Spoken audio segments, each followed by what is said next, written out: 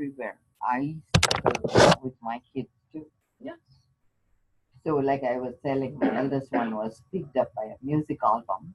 So he came to audition last week. On Monday night, he was saying, "I'm just recording it so that I'll recap what I told you so far." So he said, "Mom, can I take your car?" I was so pleased, he earned his rights back. I felt.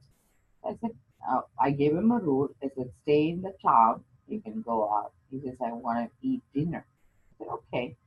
And then he, like I said, there are lots of good food. I'm like thinking, Why does why does he even want to go out? So then I was exhausted. That night was Columbus Day weekend. Columbus Day. So I was like 10:30 at night in bed. My son calls me and he says, "Mom, I'm broken down." I said, "What?" And he says, "Because the car drove very well for me. There's no way it could break down. So he says, I am I'm in Westboro." And I'm like saying, "How is it possible?" I gave him a rule, he has to stay in town. But he's 4 towns over. So I said, "I'm so disappointed." And but I didn't tell him that. But I was feeling a little hurt that I let it happen. I could have just stayed with my word and not given him the car. Wait till Christmas for him to earn it back. And then so I take another car. Now I have to go bring him back. I have no idea what I have to do for my next day work. So all this, and I don't know how to process them. So I go to Westboro gas station. I pop the hood, thinking it might need a jump start. And it didn't look like anything was wrong except the cover was a little off. And I saw 2 kids there from almost look like how they drive the AAA truck. Okay. So I said, "Hey guys, can you give me a jump start?" They said, "Sure." They will come take a look. And when they took a look, they said, "Oh, the cover just jingle a little bit. You just need the screw to be tightened." Start the car. It started. Wow. So I'm telling him, I said, "Hey, you were this close to getting your car back." And he goes berserk. No He more. says, "My younger brother has more privileges than you guys. Don't treat me right." I'm like, he takes off. He goes in the opposite direction in his car. And I became worried about him because I don't want him to hurt himself. So we ran red light. I kept driving around. It took me a few hours to get him back. Meaning, I decided not to lose his tail. Right. I Got a lot of patience that night. because I'm saying I almost stayed up half the night, and then eventually he calms down. He comes back, and I'm saying, "What do I do?" I was praying that night very hard, and I'm saying this is what is happening in many families. We watch our children helplessly when they are dying, right? And this kid has everything to look for. He has a college, he has music album he's working on, he's picked up by the album. What the heck is wrong with them? I think, why is it? Because they have mental pain and I don't understand how to fix it. And then I was praying to my teacher. My teacher did a session where he says, all the lions need to roar. And he says, when you don't give them the power, they become rebellious and become fox. And he says, by allowing them rules and not giving them the ability to express themselves is the way we are hurting our children. That's what I said. I let my kids make some of their own decisions, yes, but not. So what I decided is, I originally was thinking of taking away his car. So I told them, when he calmed down, I said, "Looks like you do need medical cannabis, whether you like it or not." Yeah. I said, "I'm going to go somehow figure, because in this country, I cannot certify non-children, even though I'm a doctor." Yeah. So I decided I'm going to go ask for help for him. So he's in another state. So now I need to go to a show, which they're going to put it up next week. Next weekend, cannabiscup.com. I want to get that. No, but only medical patients are allowed. So I'm going to go network with other doctors and see if I can get it certified for him. Even though he is at a legal age. The thing is, for you, you're not allowed to see me. Canacfiredocs.com, because Dr. Do doesn't want me to certify our patients here. Oh. You can go to somebody else, but I can educate you what works for you. But what I am seeing is there is a specific need we need to reset. And I feel this mental pain is real. And it happened to me, but I had tools because on the night when we got married, my husband is in recovery. My stepdaughter and him, they locked the door. They slept in the same room, and I was outside pregnant. That's because he felt being a father to her is more important than the new marriage. Okay. But it put me in such an agony not being validated. I felt like a mistress, even though I was Right. married that day. And he said he wanted me, I'm the adult in the family, I need to take care of myself. And if I didn't act properly, it is a problem on me, not him. He has no ability to hurt me. That's what he said. And I agonized that night, pregnant. I walked around my neighborhood the whole night. Mental agony, I understood what it was. Yes. And I didn't understand abuse until then. And for 5 years, I went through this nightmare.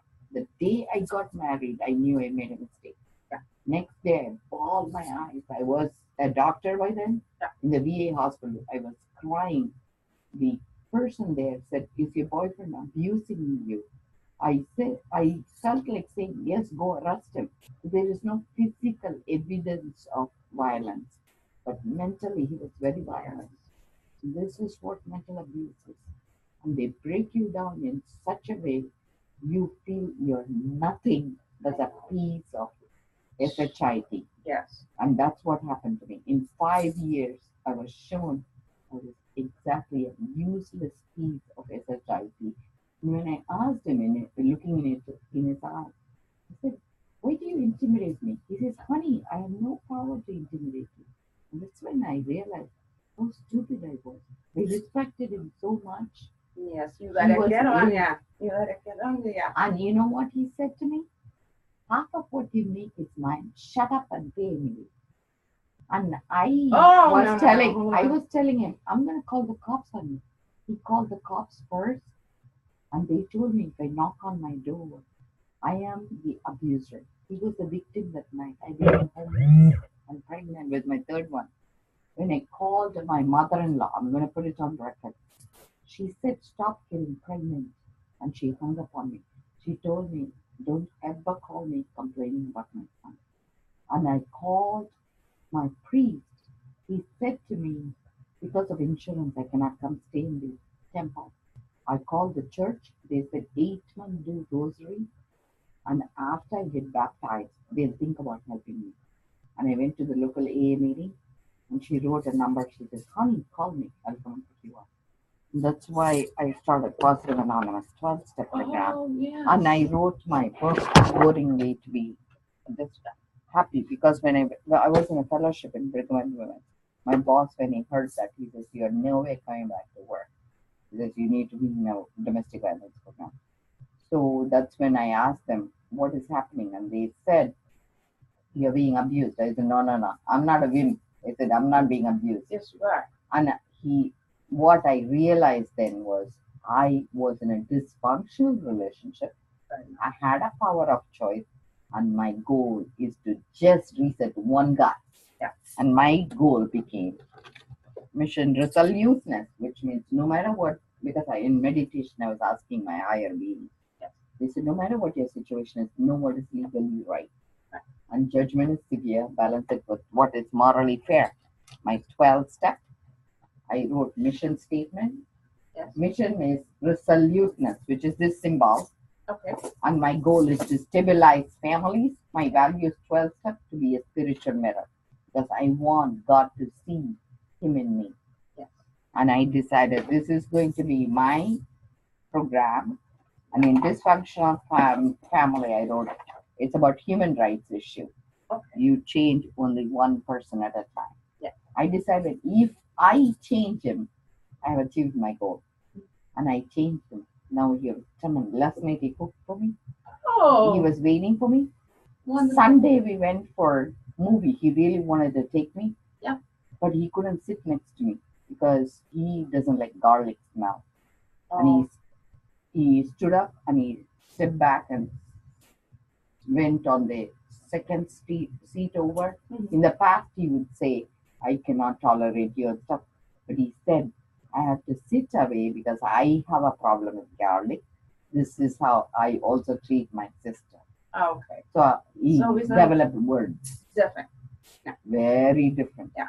Because you know what? I actually realized you teach people how they treat you. Yes. It's not about them. It's Right. what you can put up with. Exactly. So and it's what you let own happen the to power. you. Yes. You have a power of non-suffering, Yes.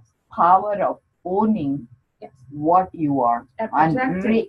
not only that, you teach people how they need to treat you. Right. Honey, you don't say this to your girl. You protect something You know else. what? I want to tell you what is the way to engage with me. So he'll say, you're ignorant. I said, oh, you mean I need to learn more? So give them words. Because his dictionary is made only with 10 words. Right. Okay. My dictionary is made with trillion words. Me too. So I feel like, I can use another word so that by 10th time, he knows how to engage. It's my rule of engagement. Right. So if in case he engages in a way it doesn't make sense to me, I'll say, I hear you. Turn a little. But I don't understand. Yeah. English is my third language. I'm sorry. I hear only music. So it looks like you're playing a music like stop it. Oh, it's F sharp. Like that music doesn't work. So instead I would like to hear this tone. Lovely. So I said, let's do D sharp. Okay, D sharp because I like that tone better. For some reason F I cannot hear. Right. No F words. No F music. So that's my recovery. Awesome. And you know what? I am at peace because in a relationship, even if one person is happy, we achieved results because only two things can clang and make noise. One is not playing. Yeah. The other one has to do this. Yes. Right. You play guitar with no hands. So what I'm saying is that's what it's a one arm game. Clean hand, clean heart. That's all. As long as you go with a clean soul. Clean hand. Yes, Clean I know heart. the same. You so like me.